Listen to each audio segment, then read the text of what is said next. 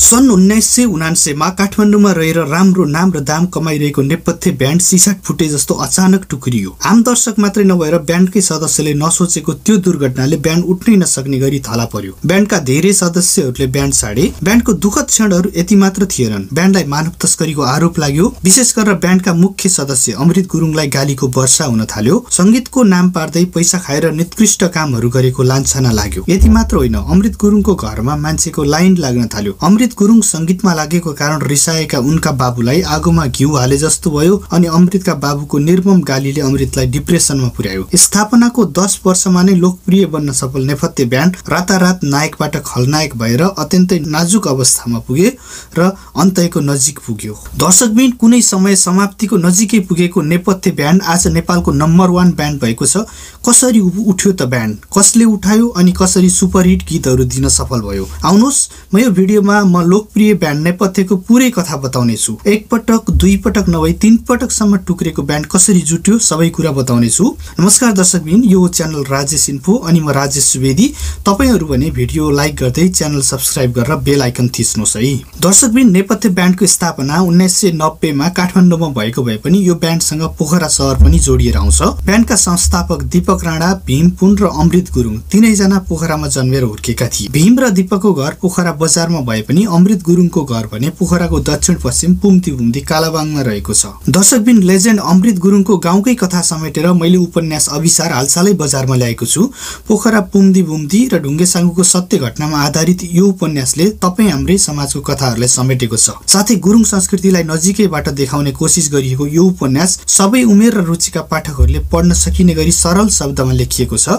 तपाईहरु सबैजनाले पढेर प्रतिक्रिया दिनुहोस् है। दर्शकबिन, सन् 1990 मा दिदीको घर बनाउन काठमाडौँ आएका भीम पुन र कलेज पढ्न आएका अमृत गुरुङ तथा दीपक राणा जागिर नभएकोले फुर्सदिला थिए। पोखरामा रहँदा संगीतमा लागिसकेका र संगीतको ज्ञान भएका भीमले खाली समयको सदुपयोग गर्न ब्यान्ड खोलौं भन्ने प्रस्ताव गरे। दीपक र अमृतले पनि उनको प्रस्तावमा समर्थन जनाए। तर उनीहरूसँग न संगीतको ज्ञान थियो, न बजाउने साधनहरू, न साथीहरू। तर उनीहरू रोकिएनन्। बर्माबाट काठमाडौँ आएर संगीत सिकाइरहेका सीबी छेत्रीकोमा पुगेर गिटार सिक्न थाले। यसै सिलसिलामा साथीहरू मार्फत रविन्द्र श्रेष्ठसँग भेट भयो। राम्रो स्वर भएका रविन्द्रसँग कुरा मिलेपछि गायनको लागि ब्यान्डमा जोडिए।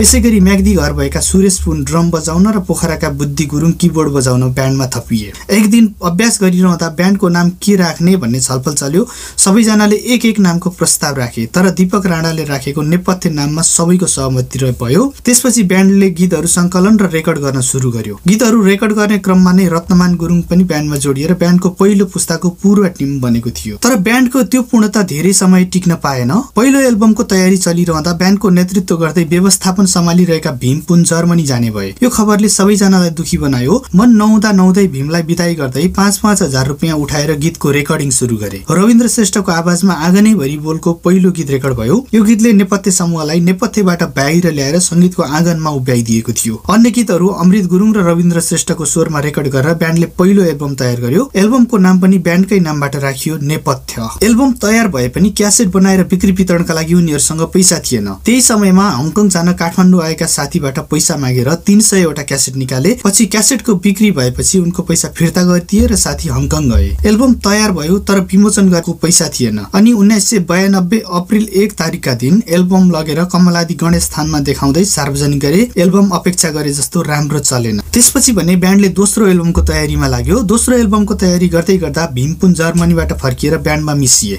ब्यान्डले सुक गुरुङको सङ्कलनमा रहेको छेको छेको देउराली डाँडा सहितका गीतहरू राखेर 1993 मा दोस्रो एल्बम हिमाल चुचुरे निकाल्यो। दोस्रो एल्बमले भने पहिलेको जस्तो धोका दिएन। एल्बम राम्रैसँग बिक्यो र गीतहरू पनि बजारमा गुन्जिन थाले। ब्यान्डको लोकप्रियता बढेसँगै ब्यान्डले सन् 1994 मा पहिलो विदेश कार्यक्रम हङकङमा गर्यो। त्यस लगत्तै ब्यान्डका संस्थापक तथा अमृत गुरुङका मिल्ने साथी दीपक राणा पाइलट पढ्न रसिया जानुहुने भयो। उहाँको त्यस निर्णयले संगीतमा भर्खर खुट्टा टेकेको ब्यान्डलाई त दुखी बनायो नै, त्योभन्दा धेरै दुखी अमृत गुरुङलाई बनायो। दीपक गएको रात निदाउन नसकेर अमृतले साथीको सम्झनामा अभावमा भन्ने गीत बनाउनु। यसैबीच सन् 1995 मा ब्यान्डलाई गायक रविन्द्र श्रेष्ठको मार्फतबाट दार्जिलिङमा कार्यक्रमका लागि बोलाइयो। धेरैजना जान इच्छुक भए पनि अमृत गुरुङलाई कार्यक्रम आयोजकहरूको विश्वास लागेन। उहाँ जान अस्वीकार गर्नुभयो।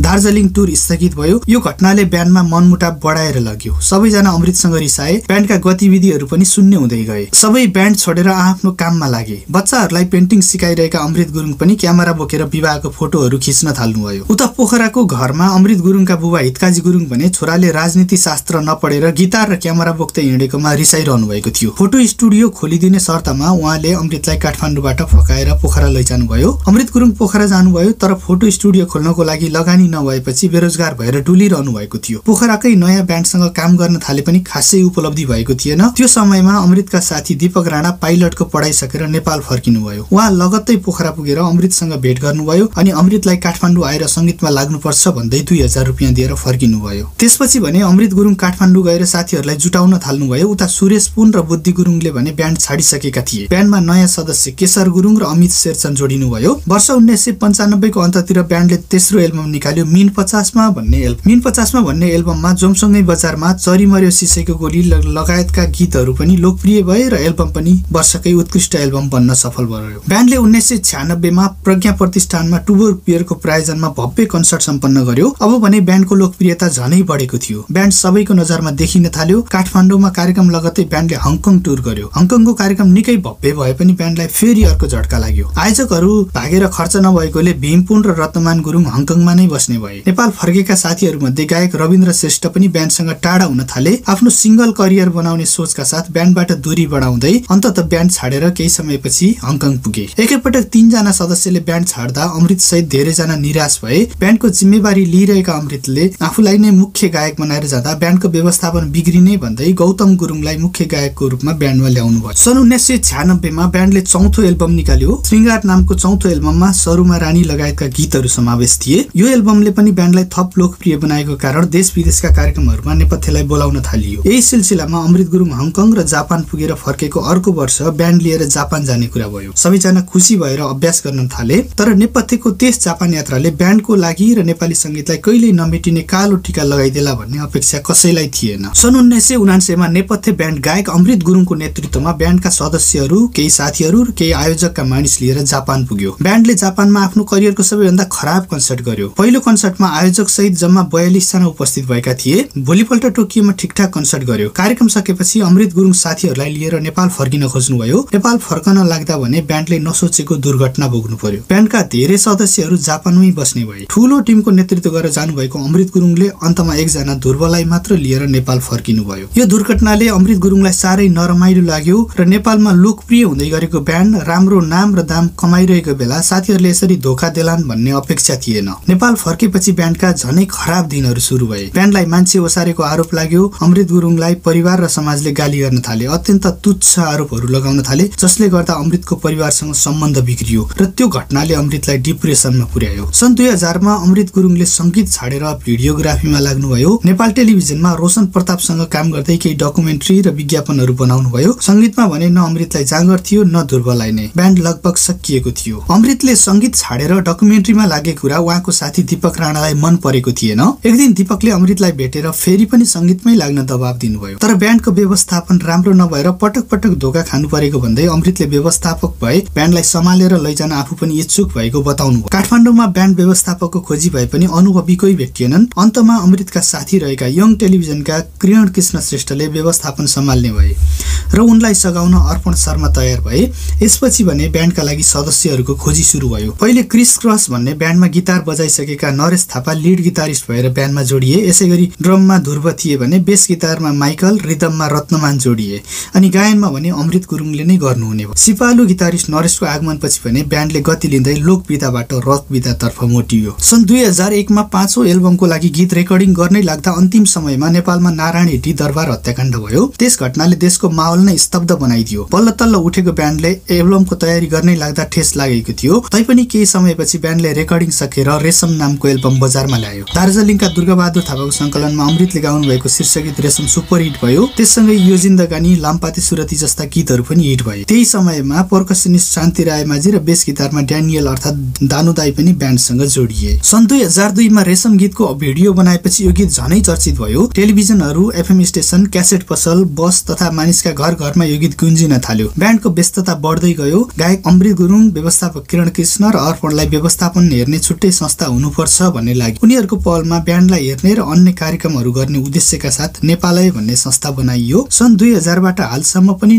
नेपथ्यको व्यवस्थापन हेरिरहेको नेपालयको स्थापना सन् 2000 मा एकाडेमी हलमा नेपथ्यको कन्सर्ट गर्दै आफ्नो व्यवस्थापन जीवनमा पहिलो कार्यक्रम भव्यताका साथ सम्पन्न गरेको थियो। यसपछि भने अमृत गुरुङ खुसी हुनुभएको थियो। अब उहाँ संगीतमै लाग्ने र अन्त नजाने प्रण गर्नुभयो। तर कुराहरू अमृतले सोचे जस्तो सिधा भइदिएनन्। कार्यक्रमको जिम्मा नेपाललाई दिएको ब्यान्डका धेरै सदस्यलाई चित्त बुझेको थिएन अनि अमृत गुरुङले ब्यान्डलाई भन्दा नेपाललाई धेरै समय दिन थालेको भन्दै ब्यान्डका सदस्यहरूले असन्तुष्टि देखाउन थाले। भित्रभित्रै खटपटी सुरु भयो।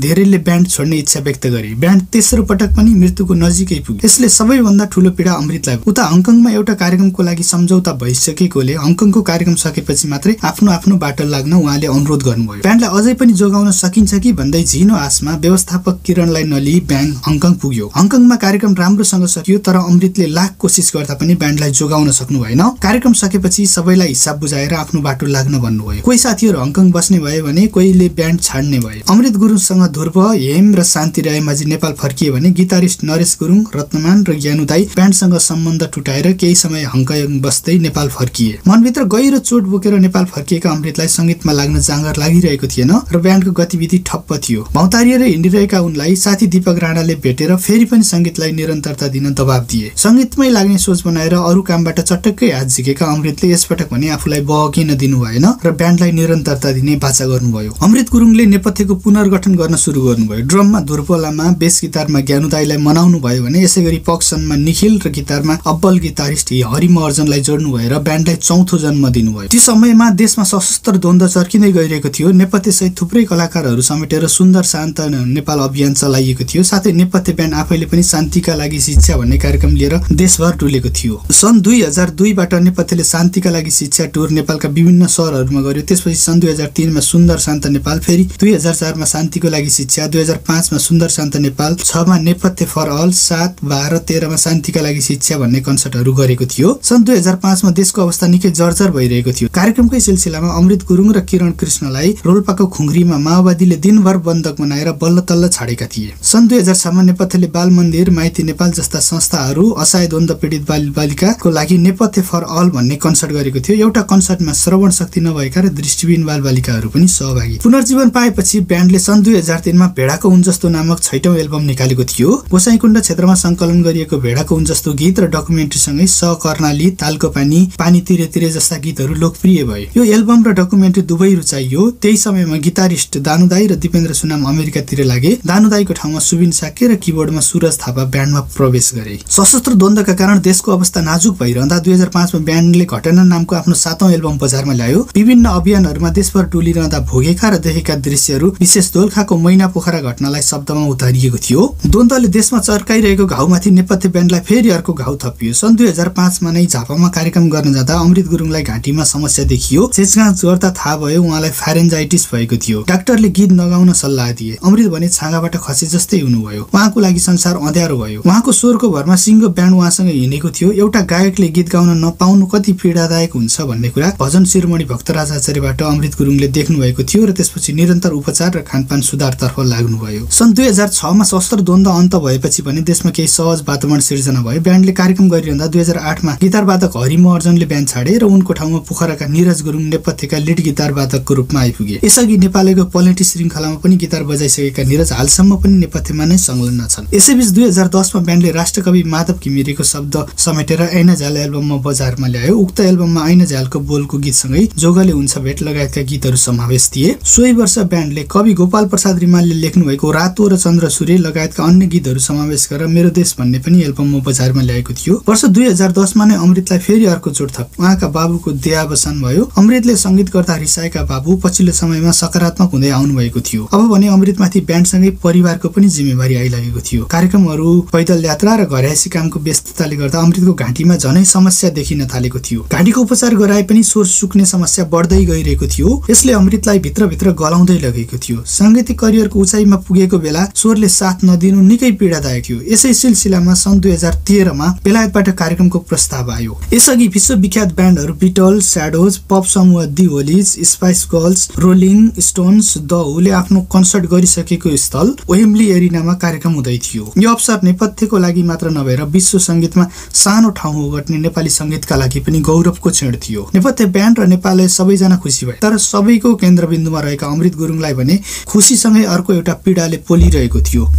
सुक्दै गएको उहाँको स्वरले त्यति ठुलो कार्यक्रममा साथ दिने हो कि नदिने डरले सताइरहेको थियो। तैपनि अमृत गुरुङले आफ्नो कारण सारा नेपाली समुदायलाई निराश बनाउन चाहनु भएन। यसपछि बरु नगाउला, आजको लागि मलाई डगमगाउने छुट छैन भन्ने सोचेर अमृत गुरुङ सन् 2013 अगस्त 3 तारिकका दिन तत्कालीन समयको 8 बजे संसारको टप स्टेज वेम्बली एरिनामा चढ्नुभयो। करिब 8000 दर्शक अगाडि अत्याधुनिक लाइट र ब्यान्डका साथीहरूको जोसिलो म्युजिकले उहाँमा ऊर्जा भरेपछि एकाएक इनर्जी सञ्चार भयो अनि जोसिलो अमृत भएर नेपाली संगीतलाई विश्व सामु चिनाउँदै वेम्बली एरिनालाई नेपाली पाइलाहरूले हल्लाएको गौरवमय इतिहास लेखाउनुभयो। त्यसपछिका दिनहरूमा अमृत गुरुङले आफ्नो स्वर सुधार्न गुरु धनराज गोपालीसँग र आफै पनि निरन्तर अभ्यास गरिरहनु भएको छ। पछिल्लो दशकमा भने नेपथ्य ब्यान्डले एल्बमको सट्टामा एकल गीतहरू निकाल्दै आएको छ। तीमध्ये केही गीतहरू सिरफुल सिरेमा, गाउँ गाउँबाट उठ, नैनताल, साइली मोरीलाई भटभटे, 50 वर्षमा, भर्खरै आएको कर्णालीका छाइलाहरू आदि रहेका छन्। ब्यान्डको 35 वर्ष यात्रामा 21 जना सदस्यहरू ब्यान्डमा आएर छोडिसकेका छन्। हाल ब्यान्डमा रहेका सदस्यहरूमा ड्रमर ध्रुव लामा 2001 बाट, बेस गिटार वादक सुबिन साके 2004 बाट, किबोर्ड वादक दिनेश राज रेग्मी 2008 बाट आबद्ध रहेका छन्। यसैगरी मादल र तबलाहरूमा शान्ति बहादुर रायमाझी 2010 बाट ब्यान्डमा आबद्ध रहेका छन्। मुख्य गायन भने ब्यान्डका संस्थापक लेजेन्डरी अमृत गुरुङले गरिरहनु भएको छ। सन् 1968 मा पोखराको फेवाताल पारीको पुमदुमुथी कालाबाङमा जन्मिनुभएका अमृत आफ्नो पढाइको सिलसिलामा आफ्नो गाउँ र पोखरा रानीपौवामा हुर्किनुभयो। एसएलसी सम्मको पढाइ पोखरामा गरेर क्याम्पस पढ्न काठमाडौँ पुग्नुभएका अमृतलाई उहाँका बाबु हितकाजी गुरुङले नेता बनाउने भन्दै राजनीति शास्त्र पढाउन खोज्नु भएको थियो। तर कलामा रुचि भएका अमृतको राजनीतिमा कहिले रुचि भएन, पेन्टिङ र संगीतमा लाग्नुभयो। यसकारण उहाँको बुबासँग सम्बन्ध घनिष्ठ हुन सकेन। सन् 2010 मा बुबा बित्नु भएपछि अमृतको काँधमा परिवारको जिम्मेवारी आइपर्यो। त्यसपछि भने अमृतले बुबाले मुखले नभने पनि व्यवहारले माया गर्नु हुँदो रहेछ भन्ने कुरा महसुस गर्नुभयो। बुबाको मृत्युपछि उहाँहरू कुर्खौली जग्गामा गोठ बनाउँदै खेती सुरु गर्नुभयो। कार्यक्रम र अभ्यासबाट फुर्सद हुन साथ उहाँ गोठमा पुग्नुहुन्छ। साधारण जीवन बिताउन रुचाउने अमृत शान्त स्वभावको हुनुहुन्छ, घमण्ड गर्नुहुन्न। जीवनमा सफल हुन चाहनेहरूका लागि अमृतले भन्नुभएको छ, काममा लगाव दिनुस्, नमात्तिने नआत्तिने हुनुस्, मनको धुन सुन्नेको कोसिस गर्नुस्, श्रोता समाज र अग्रजलाई सम्मान गर्नुस्, संयम साधना र सहकार्य गर्नुस्, सकारात्मक सोच राख्नुस्, तपाईलाई सफल हुन कसैले छेक्न सक्दैन। दर्शकबिन निकै ठूला उतार चढाव झेल्दै नेपथ्य ब्यान्डले 35 वर्ष पार गरेको छ। यो अवसरमा कमेन्ट मार्फत ब्यान्डलाई बधाई दिन नबिर्सनुहोस् है। अनि तपाईलाई अमृत गुरुङ र नेपथ्य ब्यान्ड कस्तो लाग्छ लेख्नुहोस्। भिडियो पुरै हेरिदिनु भएकोमा धन्यवाद। यस्तै जानकारीमूलक भिडियोको लागि मेरो च्यानल सब्स्क्राइब गर्नुहुन अनुरोध गर्दछु।